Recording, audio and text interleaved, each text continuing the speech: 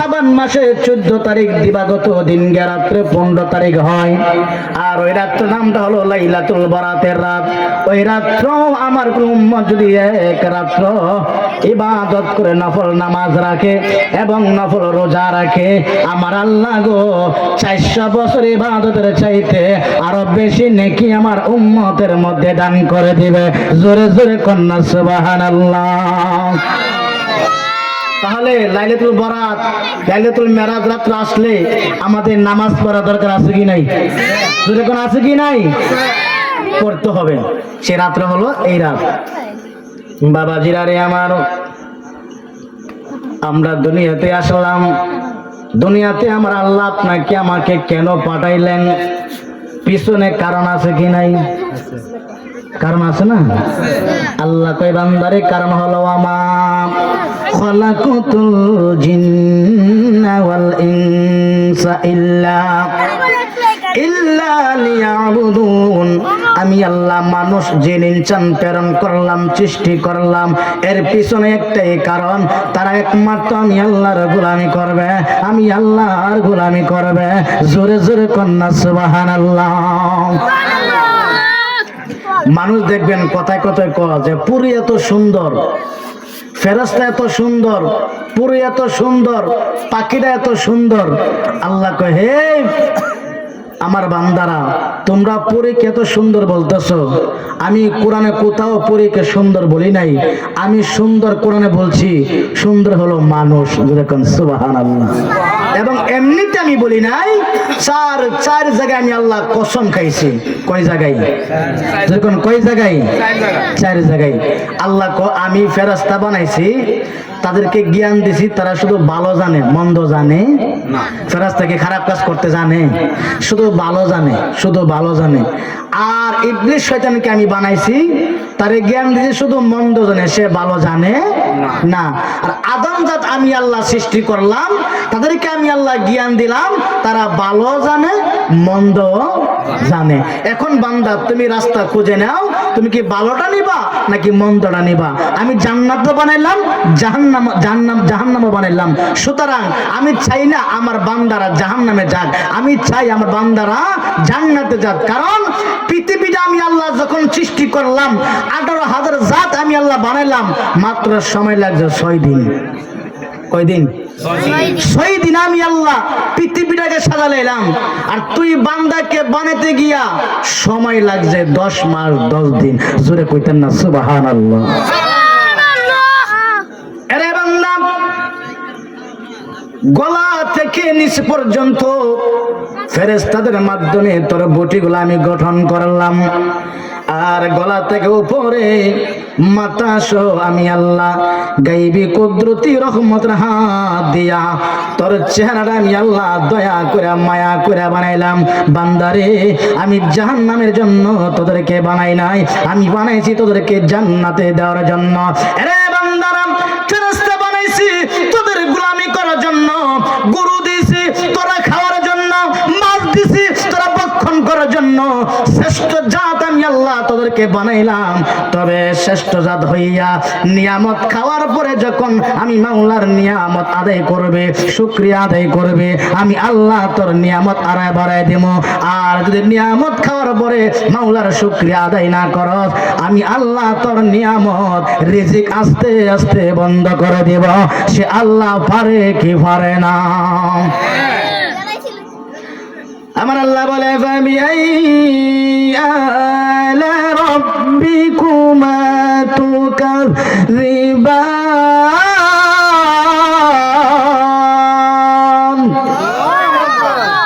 আল্লাহ কই, তোরা কোন নিয়ামত অস্বীকার করবি? তোদেরকে আমি আল্লাহ 2টা চক্ষু দিলাম, এত গতির পাওয়ারফুল চক্ষু দিলাম। 30 কোটি 9 লক্ষ মাইল উপরে হলো সূর্য, 30 কোটি 9 লক্ষ মাইল উপরে হলো চন্দ্র সূর্য। বান্দারে, তোরে 2টা চক্ষু দিলাম, তুই পলকের মাধ্যমে ওই চন্দ্র দেখতে পারস। সুবহানাল্লাহ কইতেন না? 2টা হাত আমি তোরে দিলাম, আমি চাইলে আবার তোর হাত প্যারালাইসিস করে পঙ্গু বানায়া ঘরে বসাতে পারে কি পারে না? আল্লাহকে বান্দা ডাক্তার কাছে গেলে কিডনি নষ্ট হয়ে গেলে একটা কিডনি লাগানোর জন্য প্রতি রাত্রে 50,000 টাকা লাগে।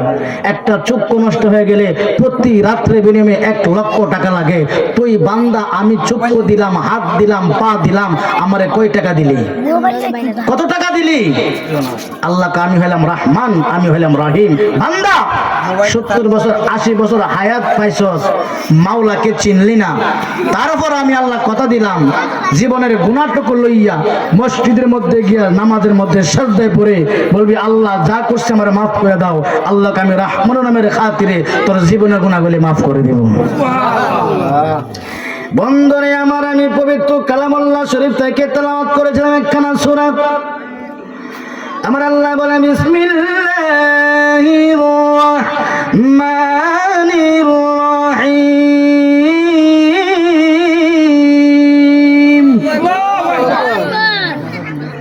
ওয়াত-তিনি ওয়াজ-যাইতুনি ওয়া-তুর সিনিনা ওয়া-তুর সিনিনা ওয়া-হাযাল বালাদিল আমিন। বান্দা তুই যে সুন্দর করে বানাইছি, আমি চার জায়গায় কসম খাইছি। সুবহানাল্লাহ বলেন। তিন ফলের কসম খাইলাম। জাইতুন ফলের কসম খাইলাম। অতুরে সিনিনা সিনাই পাহাড় পর্বতের কসম খাইলাম।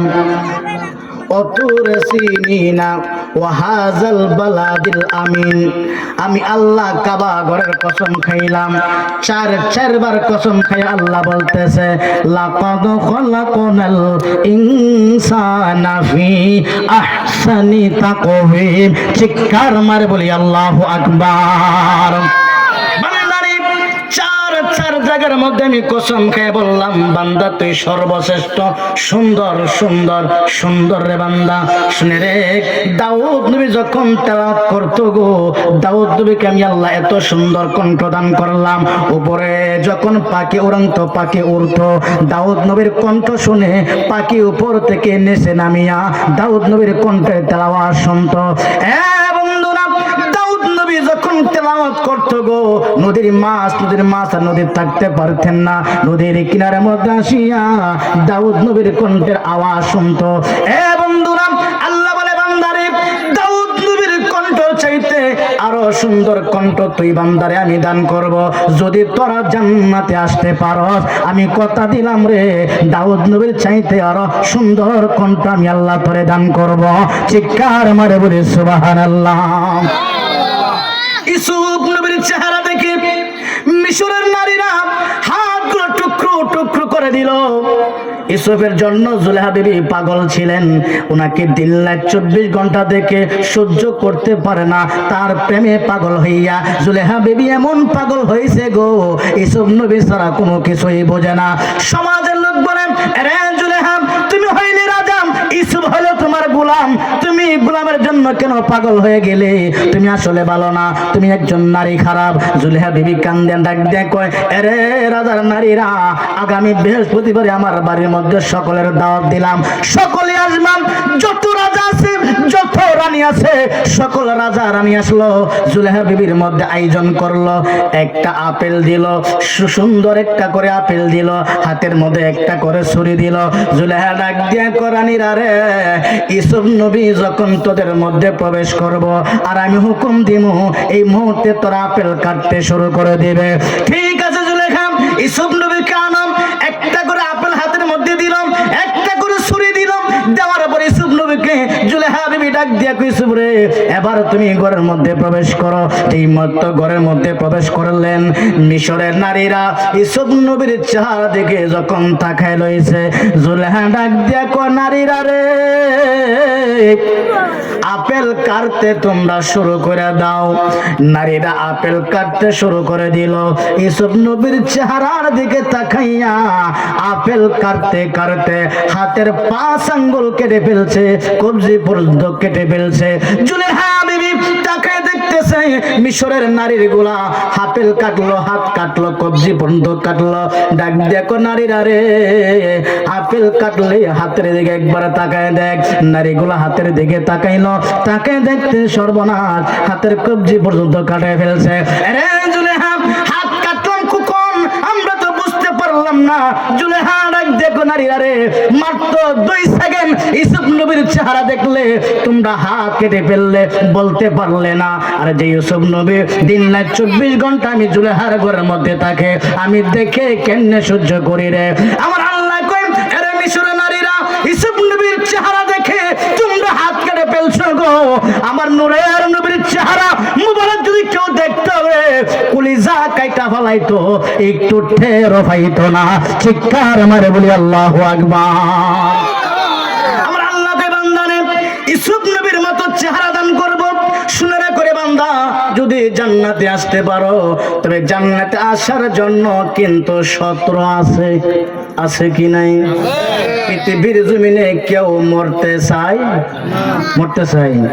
আল্লাহ কই কিছু দোয়া আছে যে দোয়া করলে আমি আল্লাহ কবুল করব না। নবী রাসূলের দোয়া আমি আল্লাহ কবুল করব না। হুজুর গো, নবীদের দোয়া বল কবুল করে না কেমনে? এই জন্যই করবে না।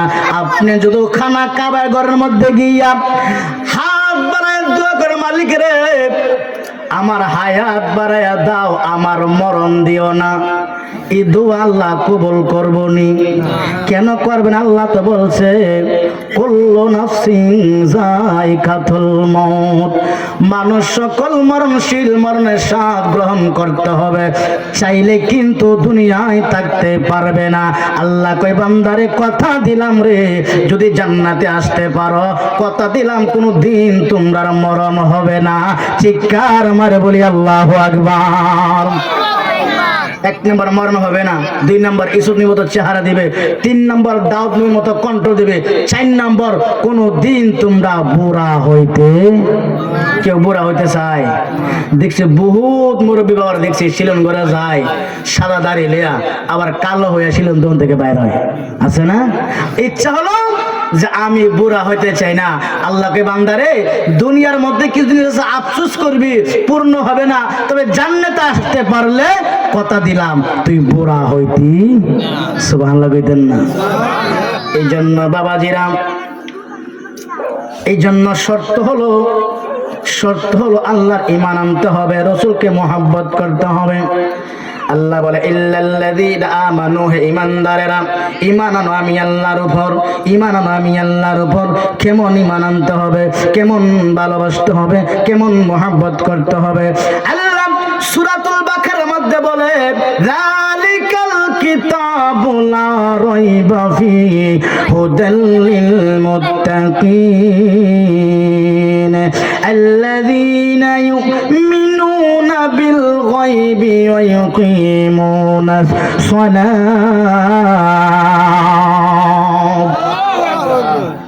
আল্লাযীনা ইউমিনুনা বিল গায়ব, আল্লাহ বলে যারা গায়বের উপরে বিশ্বাস আনছে। জীবনে কোনোদিন আপনারা জান্নাত দেখছেননি? জান্নাত দেখছেন? জাহান্নাম দেখছেন? নবীরে দেখছেন? দেখছেন? আল্লাহ কয় না দেখা বিশ্বাস করছো, তার নাম হইল ঈমান। আগে ঈমানের তাগিদ আল্লাহ দিল, এরপর বলে ওই কি মুনাস সালাত, বান্দারে তোমরা সালাত কায়েম করো, সালাত প্রতিষ্ঠিত করো, সালাত কায়েম করো।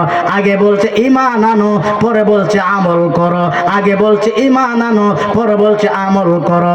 ঈমান কি হুজুর? ঈমান নবী বুখারী শরীফের হাদিস, লা ইউমিনু আহাদুকুম হাত্তা আকুনা হাব্বা ইলাইহি মিন ওয়ালিদিহি ওয়া ওয়ালাদিহি ওয়ান নাসি আজমাইন, রাওয়াহুল বুখারী ওয়া মুসলিম। চিৎকার মারে বলি আল্লাহু আকবার।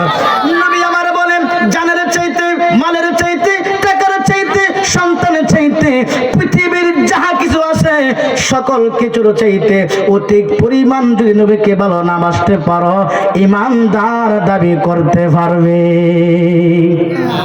কে বলতেছেন? নবী বলতেছেন। এখন নবীর আদর্শ কি আর আমরা আদর্শ কি করতেছি, এই জন্য আমি আপনাদেরকে সংক্ষেপে আলোচনা বুঝাই দেব। আল্লাহ যে বলছে ঈমান আনো, আমল করো, নবীকে মহব্বত করো, নবীর কথা আমল করতো সাহাবীরা। কেনা করতো? যখন কে করতো? সাহাবীরা আমল করতো। কেমন আমল করতো?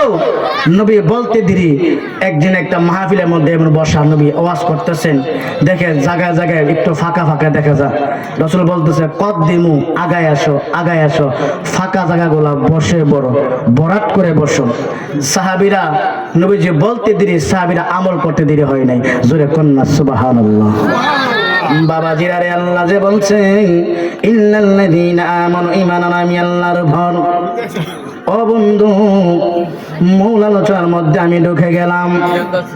বাবাজিরা রে, নবী হইল শ্রেষ্ঠ, আমরা শ্রেষ্ঠ নবীর শ্রেষ্ঠ উম্মত হইলাম। নবী বলতেছে পৃথিবীর জমিনের শ্রেষ্ঠ জায়গার নাম হলো মসজিদ। কি যেরকম কোনটা? পৃথিবীর জমিনের শ্রেষ্ঠ জায়গা হলো মসজিদ, উত্তম জায়গা হলো মসজিদ। আর নিকৃষ্ট জায়গা হইল আপনার বাজার। বাজারে বন্দরে দেখবেন অনেক ধরনের মানুষ আসে, শুধু গীবত আর গীবত চলে, ঠিক কিনা? আর মসজিদ হলো উত্তম জায়গা, নামাজ পড়ো, জিকির করো, দুরূদ শরীফ পড়ো। আমার নবীজি সাহাবীদেরকে ডাক দেখো, সাহাবীরা রে, উত্তম জায়গা হলো মসজিদ। মসজিদ নববীতে তোমরা সকলে চলে আসো। মসজিদ নববীতে সকলে চলে আসলেন। আসার পরে আমার নবী ওয়াজ করতেছেন, সাহাবীরা রে, আসসালাতু মিফতাহুল জান্নাহ, নামাজ হচ্ছে জান্নাতের চাবি। জোরে জোরে কন্না সুবহানাল্লাহ। নামাজ কিসের চাবি? কিসের চাবি? সাহাবীরা, আসসালাতু মিফতাহুল জান্নাহ, নামাজ হচ্ছে জান্নাতের চাবি। তোমরা নামাজ পড়ো, নামাজ পড়ো, প্রতিষ্ঠিত করো, সালাত কায়েম করো। সাহাবীরা শুনলেন। সাহাবীদের একটা ধরন ছিল কি জানেননি? নবীর জবান মুবারক দিয়া কথা বলতে দেরি গো, আমল করতে দেরি করে না, তারাই হলো ঈমানদার। জোরে জোরে কোন সুবহানাল্লাহ। নবীর সাহাবীরা বাড়িতে গেলেন, বিবিকে বলতেছে, বিবিরা, নবী আজকে ওয়াজ করছে নামাজ নাকি জান্নাতের চাবি। সাহাবীরা বিবিরা বলতেছে, ও স্বামী, নবী বলছে আজকে থেকে নামাজ আর ছাড়বো না। সকল সাহাবীরা, নবী বলতেছে ওয়াজ শুনলে হবে না, একটা ওয়াজ বাড়িতে নাও, একটা ওয়াজ তোমার জন্য নাজাতের জন্য ফাইসলা হয়ে যাবে। সাহাবীরা, আমি বললাম নামাজ হচ্ছে জান্নাতের চাবি।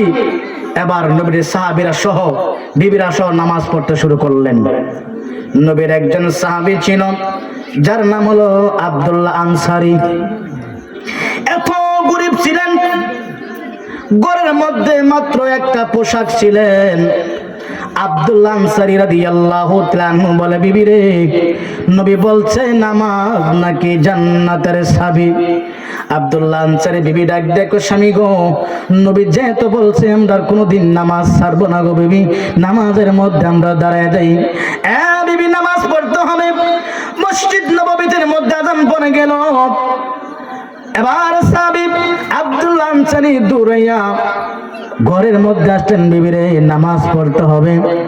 ডাক দেখো, স্বামী গো, নামাজ পড়বো ভালো কথা, পোশাক মাত্র একটা, আমি পড়লে আপনি পড়তে পারবেন না, আপনি পড়লে আমি পড়তে পারবো না।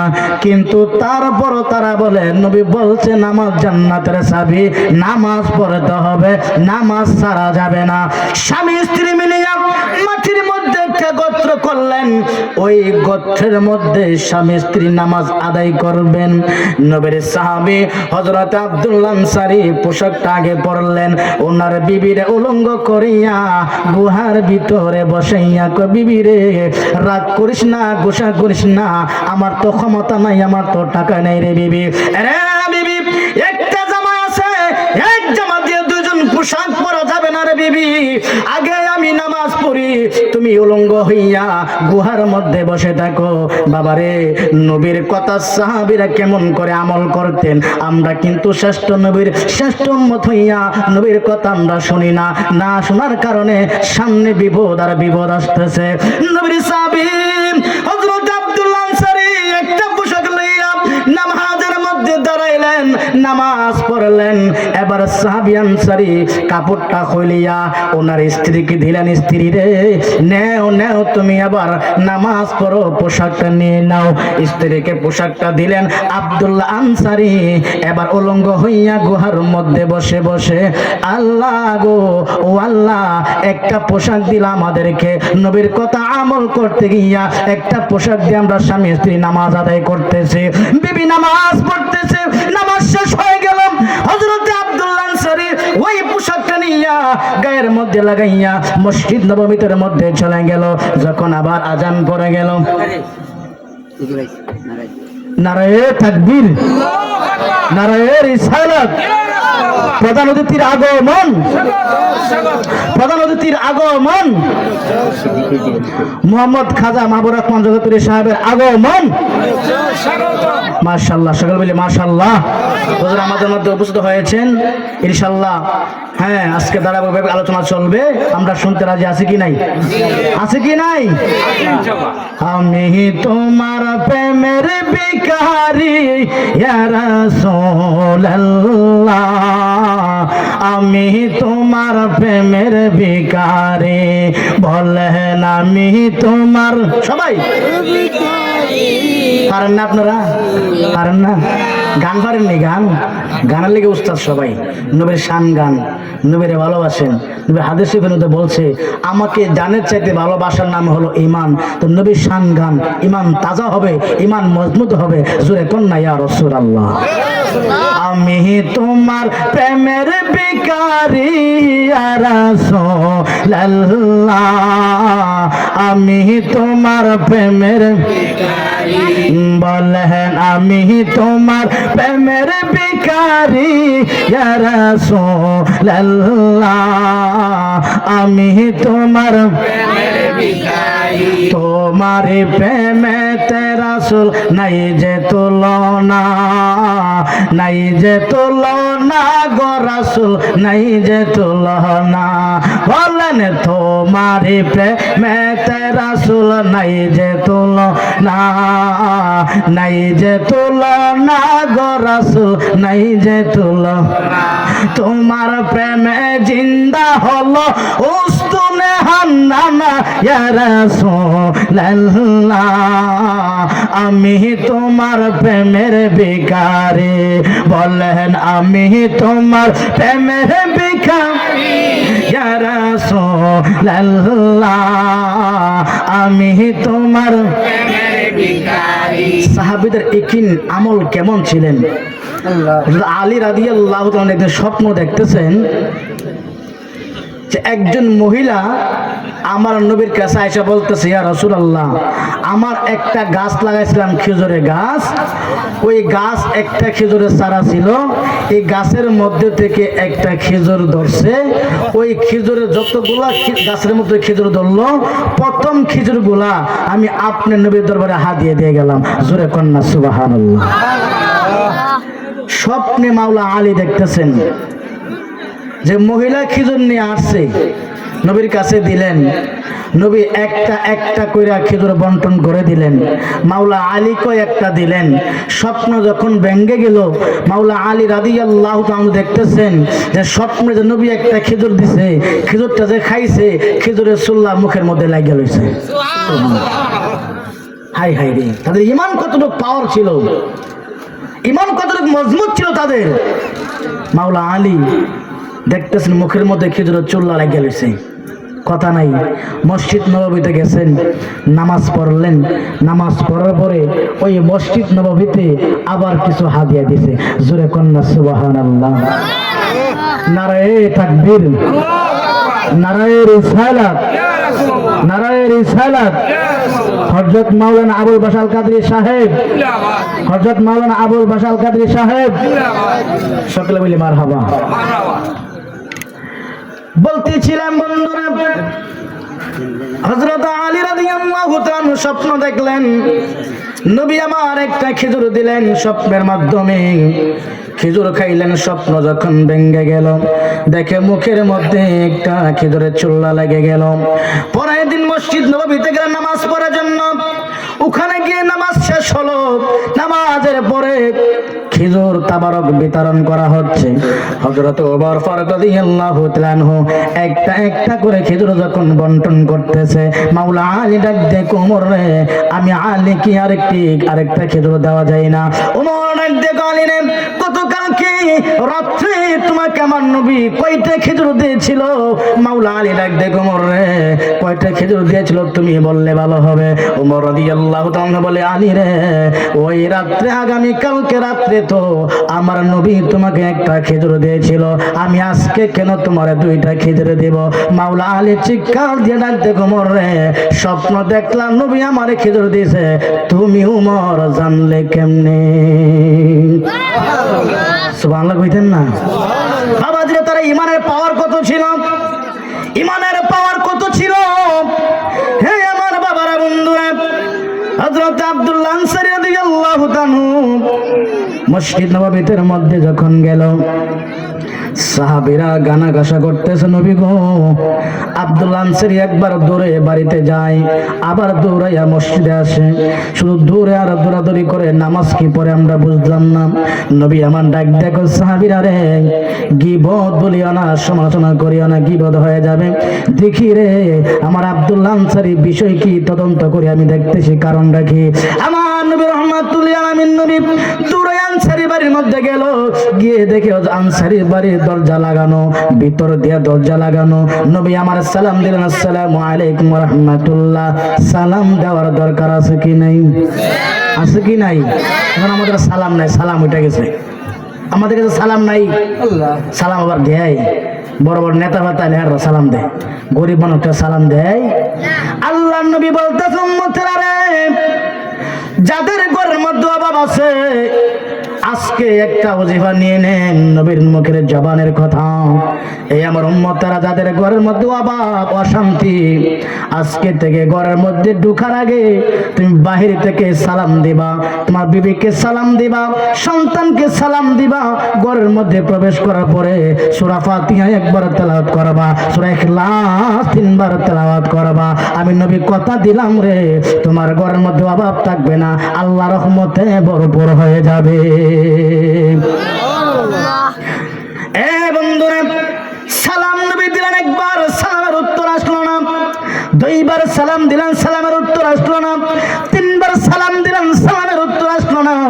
নবী আমার ডাক দেখে, বিষয়টা কি? আনসারী তো সালাম তো কোনোদিন আপনার দিতে দেরি করে না, আজকে কেন আমার আনসারী সালামের জবাব দিল না? নবী যখন দৌড়ায় চলে যাচ্ছে, ওই সময় সালামের সময় আব্দুল্লাহ আনসারী গুহার ভিতরে উলঙ্গ হইয়া বসেছিল, আর স্ত্রী কাপড় পরে নামাজের মধ্যে তখন নামাজের অবস্থায় ছিলেন। স্ত্রী নামাজ শেষ করে পোশাকটা খুলে ডাক দেখো, স্বামী গো, ও স্বামী, রাহমাতুল্লিল আলামিন নবী আমাদের বাড়ির মধ্যে আসছিলেন গো নবী। 3 বার আমার নবী আপনাকে ডাক দিছে গো স্বামী, আপনি গুহার ভিতরে ছিলেন, আপনি শব্দ আওয়াজ শুনতে পান নাই। আমি স্ত্রী একটা পোশাক নিয়ে নামাজ পড়তেছিলাম, আপনি আব্দুল্লাহ আনসারী উলঙ্গ হইয়া গুহার মধ্যে বসেছিলেন। ইয়া স্বামী গো, তাড়াতাড়ি পোশাকটা পরে যান, নবীর কাছে যান, বেয়াদবি হয়ে যাবে, আল্লাহ না হয় আপনার বিরুদ্ধে একটা কোরআনের আয়াত নাজিল করে ফেলবে। আব্দুল্লাহ আনসারী বিবিকে উলঙ্গ করিয়া গুহার মধ্যে রাখিয়া জামাটা পরে একটা দৌড় দিয়া নবীর পিছনে পিছনে দৌড়াইতে দৌড়াইতে যাইতেছে। কাছাকাছি যখন গেলাম, নবীদের কিন কেমন ছিল, মোহাব্বত কেমন ছিল, আদব কেমন ছিল বাবারা। নবীকে তো ডাক দেওয়া যায় না, পিছন দিয়ে ডাক দিলে বেয়াদবি হয়ে যাবে, কিন্তু সাহাবীরা বলতেছে নবীকে পিছন দিক দিয়ে ডাক দেওয়া যাবে না, দৌড়াইয়া সামনে যাইতে হবে। কিন্তু নবী তো এমন ভাবে যাচ্ছে, দৌড়াইয়া তার দ্বারা সম্ভব হচ্ছে না। আব্দুল্লাহ আনসারী মাটির মধ্যে জোরে জোরে পা দিয়ে লাফ দিতেছে, জোরে জোরে যখন আওয়াজ হইতেছে, আমার নবী পিছন দিক দিয়ে তাকায় দেখে রে, আমার আব্দুল্লাহ আনসারী দৌড়াইয়া নবীর কাছে আসতেছে, জোরে জোরে কন্যা ইয়া রাসূলুল্লাহ।